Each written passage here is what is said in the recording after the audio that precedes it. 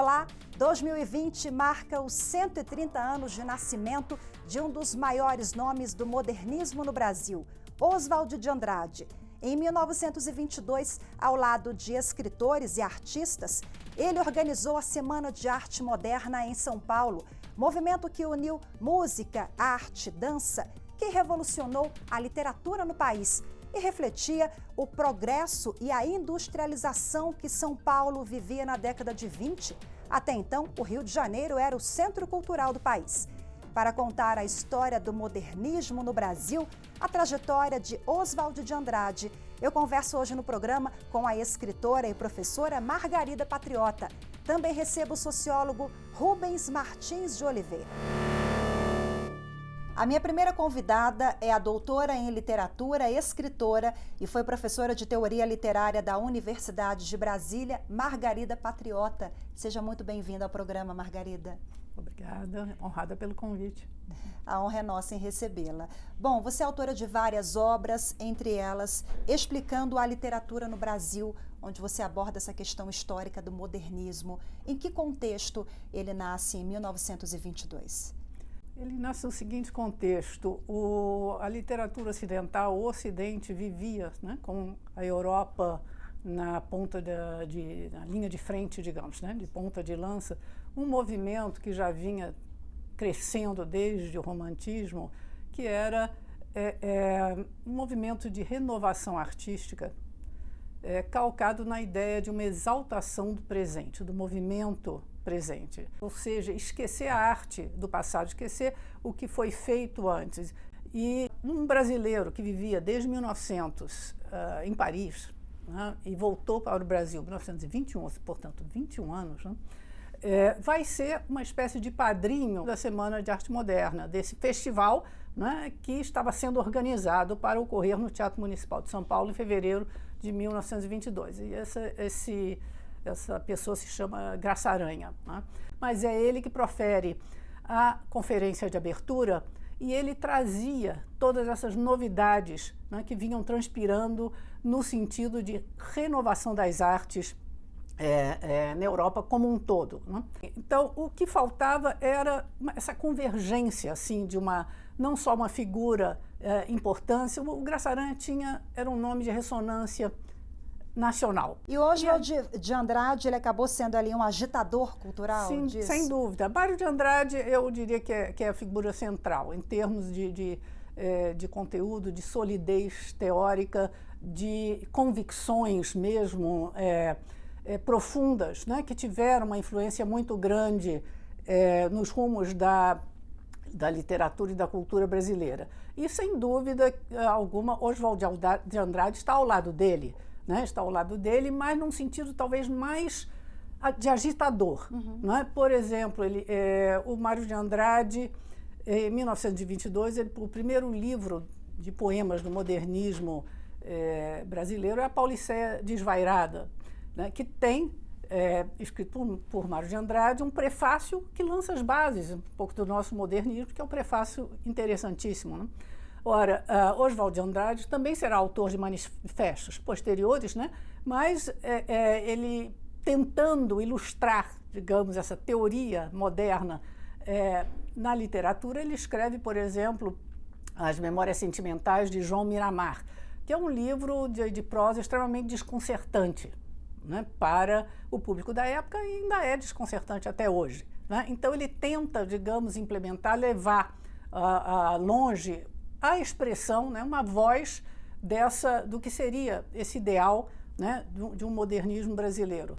Alguns poetas que derivam, né, cuja poesia deriva desse movimento, a poesia de Manuel Bandeira, a poesia de Carlos Drummond de Andrade, que também participou indiretamente do movimento.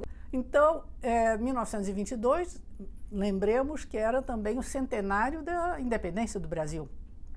Teve uma influência muito grande. Sim, também nesse movimento. Era um momento de repensar essa independência, né?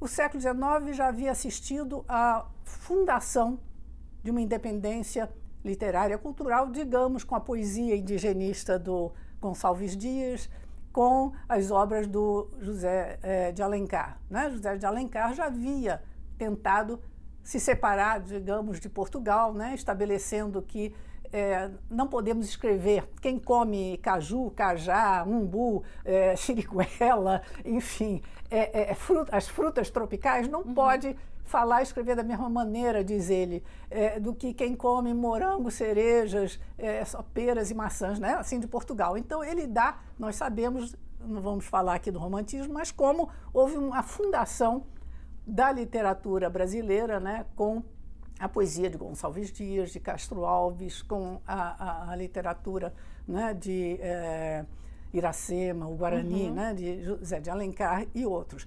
Só que agora nós estamos quase 50 anos depois, 100 anos depois da independência, e há um repensar, né, de toda essa independência. Há um cansaço, né, de uma literatura que está muito ligada, digamos, à cultura, à erudição, ao saber, a uma dicção que agora é considerada artificial, distante, digamos, da população, do povo. Agora, ao romper com essas amarras estabelecidas na época, isso foi muito interessante, abriu caminho para a literatura, mas ao mesmo tempo chocou a sociedade da época. Sem dúvida, como eu disse, havia uma efervescência. Não esqueçamos que São Paulo estava começando a liderar o processo de industrialização e de desenvolvimento econômico brasileiro. Então, né, esses movimentos são sempre ligados a uma força econômica. Nós saímos um pouco do Rio, né? São Paulo, com a escola, né, a Faculdade de São Francisco, né,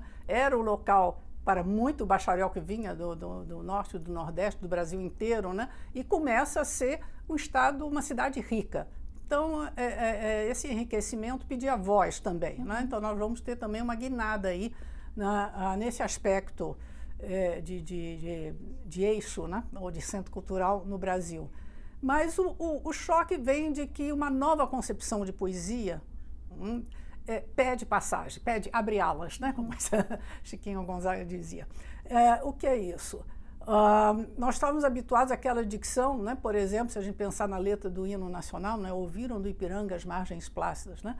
Há uma inversão da frase, né? São as margens plácidas do rio Ipiranga, né? Do Ipiranga que ouviram. Então, esse tipo de construção era considerado boa dicção, belas letras, bonito, havia uma estética, né, que de repente começou a aparecer uma roupagem não só artificial como meio estrangeira. Então a Semana de Arte Moderna pega e diz: eu não vou ao Supremo Tribunal de terno e gravata, não vou usar smoking no banquete, eu vou de manga de camisa, eu vou sem mangas, né? Eles querem uma roupagem, né, mais do cotidiano, mais da população, né? Então, um novo conceito de poesia nasce, né? Você pega e diz: stop, a vida parou ou foi o carro? Bom, isso é um poema, ninguém antes considerava isso um poema, né? O outro, né, Cassiano Ricardo, pega e diz: lua morta, rua torta, tua porta. Isso é um poema. Mas não era o conceito de poema que tinha Olavo Bilac, né, que tinham os poetas, Álvares de Azevedo, que tinham os poetas, mesmo Ribeiro Couto ou Gica Machado, que ainda escreviam sonetos, né? Então, há uma ruptura com o verso antigo, né? Propõe-se agora o verso livre, a ausência de rima, a simplificação, há um dizer, né, poético assim, mais travesso, né, mais irônico. Nós vamos ter uma série de artigos, todos os jornais vão se posicionar, vão ironizar, vão dizer: mas que história é essa? Isso é poesia, não é? Isso é poesia? O que é isso? Não é? No caso também, né, stop, a vida parou ou foi o automóvel? Isso é o quê? É um poema pílula? É um poema relâmpago? É poesia? Não é poesia? Então, o conceito de poema é outro, após Mário de Andrade, Manuel Bandeira, Drummond, e tudo isso veio, né, veio nessa correnteza do que foi aquela sacudida, né, aquela sacudida de ruptura com a tradição da poesia brasileira até então. O fundamental, né, o que foi aberto mesmo por Mário de Andrade, e ele vai sintetizar isso muito bem em 1942, quando ele faz uma espécie de testamento, né, da participação dele na história da poesia, da literatura, da arte e da cultura brasileira, é quando ele diz que, na verdade, o que ele estabeleceu, o que ele logrou estabelecer com esse Festival da Semana de Arte Moderna foi o direito, né, do artista pesquisar, digamos, de que o mundo que ele vai criar, quer dizer, a necessidade de um estudo renovado. 2, a necessidade de haver uma atualização constante, ou seja, uma modernização, um vínculo com o presente, né? E depois a necessidade de se estabilizar essa novidade. Né? Então, isso ele estabeleceu, tanto que no primeiro momento combativo, temos muitas ideias, muitas butades, como a gente diz, né? Ideias polêmicas, frases que ficaram, né? To be or not to be, não é? That is the question. Enfim, próprio Macunaíma, que também vem no campo da prosa, né? Uma experiência muito diferente, mas aí vão surgindo, né, os nomes que ficam, como, por exemplo, Manuel Bandeira e Carlos Drummond de Andrade, né, que realmente se explicam em função, são modernistas em todos os sentidos, mas de um modernismo já que serenou, que está numa fase de produzir algo, não é, que vai ficar, e não simplesmente numa fase iconoclasta, que é de destruir ídolos, né, de não querer, de querer simplesmente acabar, né, como ganho irrecusável também, né, do modernismo como um todo, e que eu sustento no meu livro, né, que ele foi mais forte, ele é mais divisor de águas na poesia do que na prosa, né, mas foi elevar a fala coloquial brasileira ao nível de valor literário. Margarida, lembrando que tudo isso que a gente está falando, esse contexto histórico, os reflexos do modernismo na literatura até hoje, você explica aqui no Explicando a Literatura no Brasil, não é isso? É verdade. Desde a Grécia, essa conexão com hoje, né? É um pouco remoto, né? O que parece, mas na verdade é isso, né? Explicando a literatura no Brasil, desde os seus contextos mais remotos, né? Até eu termino justamente em meados do século XX, né? Então eu trato na segunda parte do livro do modernismo e procuro sintetizar os seus principais aspectos. Você é autora de várias outras obras também, você trouxe aqui o Modernidade e Vanguarda nas Artes. Aí num sentido mais amplo, né, da literatura mundial, né, o que foi o modernismo nas várias literaturas e mais no aspecto teórico. E dentro desse movimento, né, do modernismo internacional entrou um movimento que foi, porque nem todo país teve o modernismo como seu principal movimento, por exemplo. Às vezes o romantismo foi mais importante, às vezes um outro, né? Ou até a pintura sobrelevou sobre a literatura ou a música, uma coisa assim. Mas no Brasil, nós, sem dúvida alguma, que o modernismo foi, né, um momento fulcral, né, de rumo, de renovação da nossa linguagem artística no século XX. Outras obras também, essa mais recente, O Cárcere Privado e O Tempo de Delação. Tantos outros livros também. Esses já são ficção, né? Né? Outros Espero temas que traduzam, né, uma noção de poesia moderna e de prosa moderna. Margarida, muito obrigada pela sua participação mais uma vez. Parabéns pelas obras. Obrigada pela entrevista. Foi um prazer estar aqui no programa Iluminuras. A gente faz agora uma breve pausa. Após o intervalo, meu convidado é o sociólogo Rubens de Oliveira Martins. Ele é autor de uma obra sobre Oswald de Andrade, uma das principais figuras da Semana de Arte Moderna em São Paulo, que deu origem ao modernismo. Até já!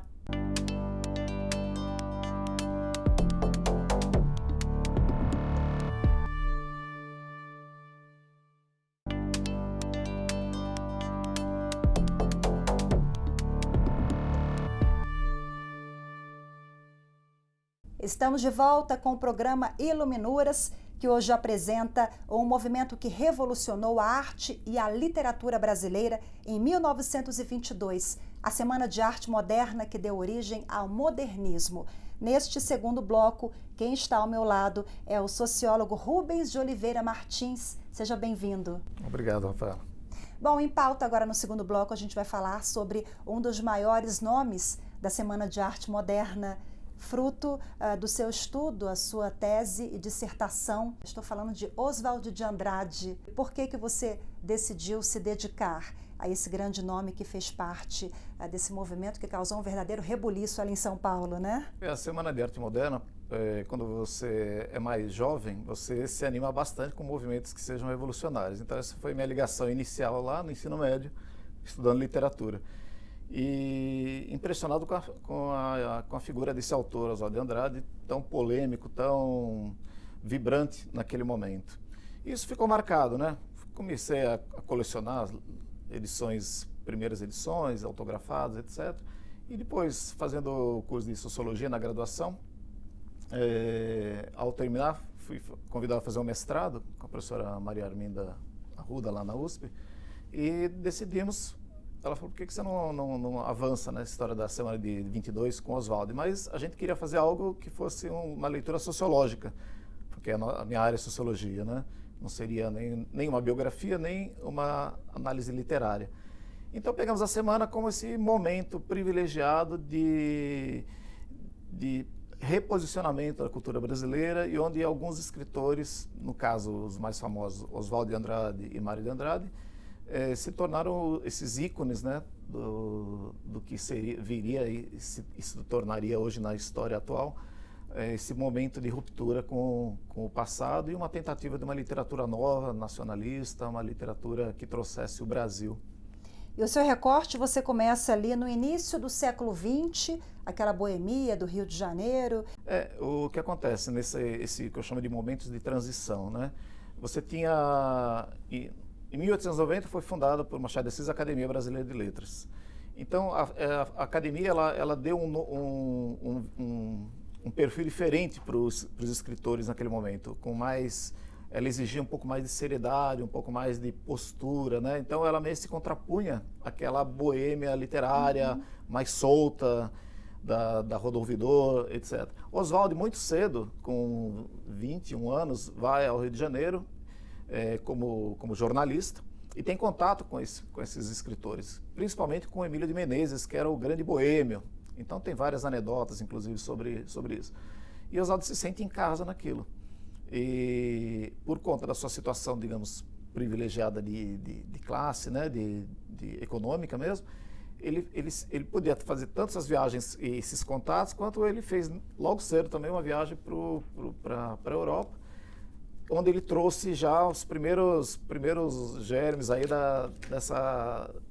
dessa visão das vanguardas europeias junto a essa boêmia literária. Então essa fusão entre a boêmia literária, vanguardas europeias, que fazem com que Oswald de Andrade consiga se posicionar dentro desse início do século XX, né? A semana é em 22, mas na verdade a gente pode pôr os antecedentes em 1917, com a exposição da Anita Malfatti, que ela veio da Alemanha, tinha estudado expressionismo na pintura, e faz uma exposição, e o Monteiro Lobato, que era amigo do Oswald de Andrade, e era considerado por Oswald como um dos nomes do modernismo, do pré-modernismo, digamos assim, né, de uma vanguarda modernista, com Jacques Tatu, o Monteiro Lobato acaba com a Anita Malfatti. Fala que o tal do homem amarelo dela é um homem que está com hepatite, num artigo chamado Paranoia ou Mistificação.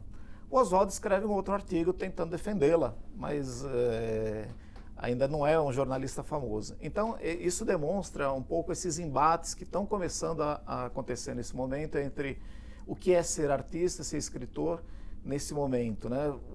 Você está ainda ligado aos cânones tradicionais e como que as rupturas são vistas pela sociedade e pela inteligência nacional.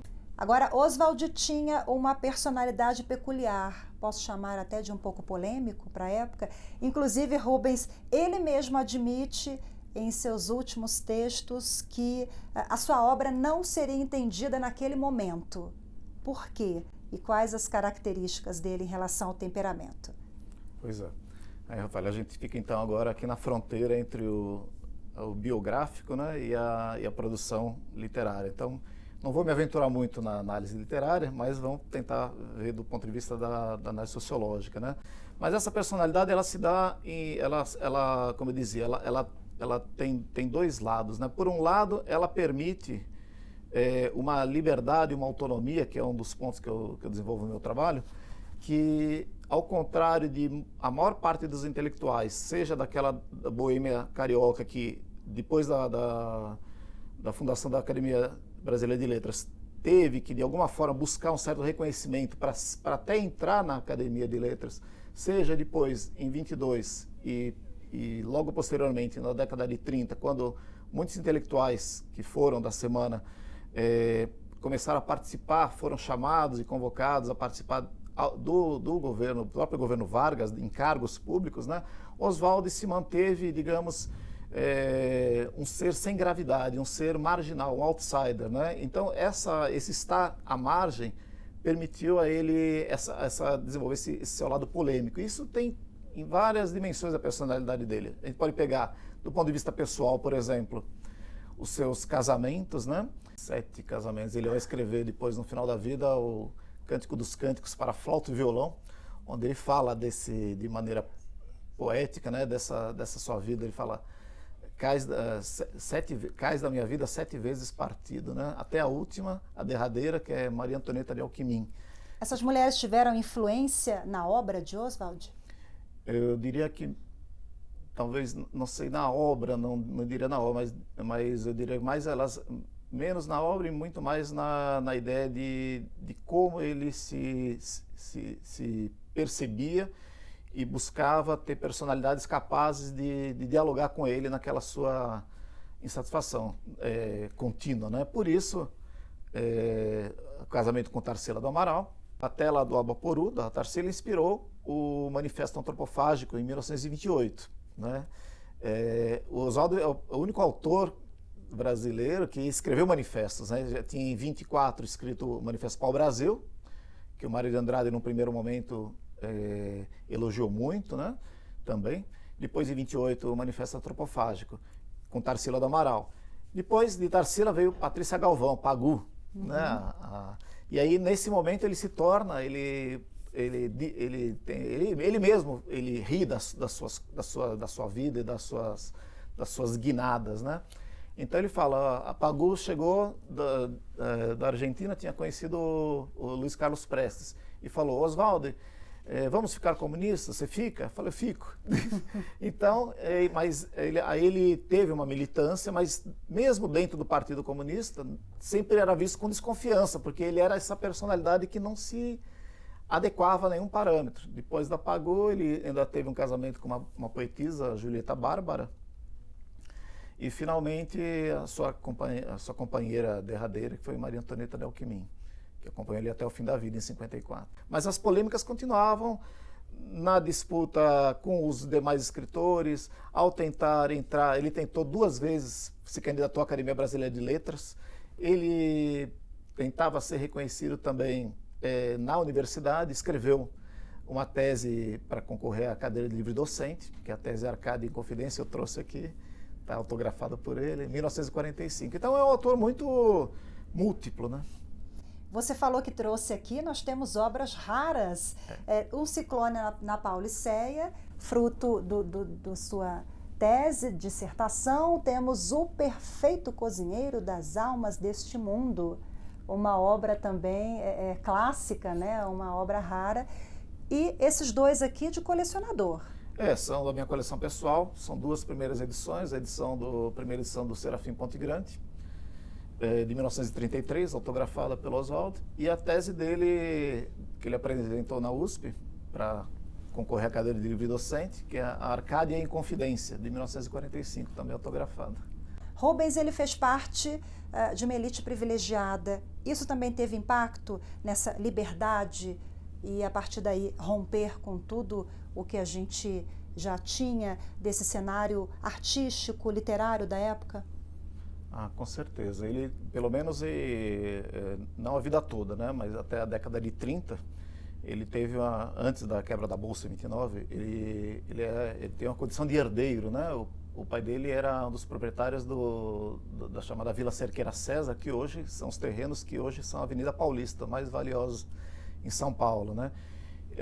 Mas teve muito pouco tino administrativo, então, e foi realmente perdendo ao longo da vida essa condição financeira. Mas no primeiro momento da vanguarda de 22 até 29, realmente essa condição lhe deu possibilidade de viagem ao exterior, conheceu Picasso, Jean Cocteau, vários intelectuais franceses, né?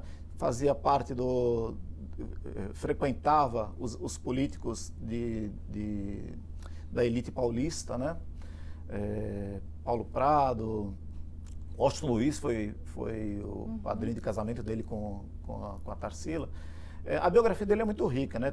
Ele já tem uma personalidade que não se conforma aos cânones ou a alguns padrões. Então ele vai eternamente, né, até o fim da vida, vai ser sempre o que está contestando, né? E por isso vai lhe valer durante os anos 30, quando Mário, Sérgio Millier são incorporados aos cargos públicos no governo provisório, depois no Estado Novo, vai lhe valer 10 anos de silenciamento. Ele vai ser silenciado, vai ser esquecido, digamos, ou ocultado pelos pares, não vai ser citado. Manuel Bandeira escreve uma antologia de poetas brasileiros, não cita Oswald, e isso é meio que sistematicamente vai acontecendo. O que você atribui a isso, esse esquecimento? No meu trabalho, eu coloco isso como um resultado desse jogo que existe no campo cultural, onde as posições são definidas, são posições políticas, né? Então, um certo projeto político que exigia, o momento da Revolução havia passado, era o momento da cristalização das conquistas da Revolução. Então, não era mais um momento de uma nova Revolução. E o Oswald insistia, né? Ele continua, em 24, 28... Em 30 se torna comunista. Você falou dele rejeitar seus livros, né? Em 33, em 33, quando ele escreve o Serafim Ponte Grande, no prefácio de Serafim, ele põe uma listinha na capa do livro lá com os livros renegados por ele. Os livros que ele escreveu, fala, esqueça, né? E fala, eu fui o palhaço da burguesia, me fantasiei de pirata a bordo do navio. Ou seja, ele faz uma autocrítica, dizendo agora tem que ser sério. E ele tenta, como eu disse, né? Acho que é o que demonstra esse equilíbrio tênue que ele tenta. Ao mesmo tempo tenta manter a liberdade, a autonomia e a sua força polêmica, mas ao mesmo tempo percebe que tem que ser, para ser reconhecido, ele tem que estar nas instituições. Por isso que ele tenta a Academia Brasileira de Letras, ele tenta a livre docência na USP. E depois, na década de 40, ele vai ser o grande incentivador dos meninos, digamos, né, que entraram, que foi a primeira turma, as primeiras turmas da Universidade de São Paulo, que é exatamente quem é o mais famoso, Antônio Cândido, que era um garoto. O Oswald chamava esse pessoal de Chateau Boys, que eles estudavam muito, né, mas ele falava, olha, é muito bom isso, a universidade é uma coisa boa que vai trazer um novo perfil para a cultura brasileira. Mas ele mesmo ficou meio à margem. 2020 marca os 130 anos de nascimento de Oswald de Andrade. Qual o legado? Acho que o legado do Oswald se mantém, especialmente pelo momento que nós vivemos hoje no país, que é um momento onde exige alguns posicionamentos não imediatistas. O que a gente percebe hoje é que a gente tem movimentos logo de adesão imediata a lados, A ou B, né? E o Oswald, ele não adere a nenhum lado. Ele demonstra que é preciso repensar e criticar todos os lados, né? Então, infelizmente, a obra dele é pouco lida ainda, né? É uma obra um pouco difícil. Talvez o livro mais adequado para a leitura seja o Memórias Sentimentais de João Miramar. Mas o legado do Oswald, acho que é esse. Com a peça O Rei da Vela mostra. O que é o Rei da Vela? Mostra uma tal desorganização que todo mundo depende não tem energia elétrica, depende de vela para iluminar a vida, né? Ou seja, é como se fosse um retrocesso. E esse que vende as velas, o Rei da Vela, é o cara que é o capitalismo no seu mais alto grau, como ele diz, né? Uma visão um pouco ingênua do capitalismo, né? Mas, de toda forma, ela serve como recado para governantes, para leitores, para essa geração que vai agora. Nós estamos num momento de mudança de geração, né? Eu acho que é essa visão de olhar para frente. Ok, Rubens, muito obrigada pela sua entrevista, parabéns pelo seu trabalho. Obrigado pelo convite. O Iluminuras de hoje fica por aqui. Lembrando que para rever esta ou outras edições, é só acessar youtube.com/TV Justiça Oficial. Tchau, tchau.